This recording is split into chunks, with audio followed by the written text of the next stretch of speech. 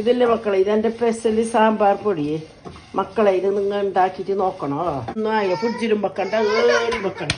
4 spoon കൊത്തമ്പാരി, 2 spoon കുരുമുളക്, ഒരു 8 പിരിയൻ മുളക്, പരിപ്പ്, കടലപ്പരിപ്പ്, തോരപ്പരിപ്പ്, നല്ല ജീരക, കട്ടക്കായ, ഇതിൽ ഒരു കയ്യില് അരി. നമ്മളുമ്മാൻ്റെ ഇൻസ്റ്റൻ്റ് ആയിട്ടുള്ള സാമ്പാർ പൊടി എങ്ങനെ ഉണ്ടാക്കുന്നതെന്ന് നോക്കാം.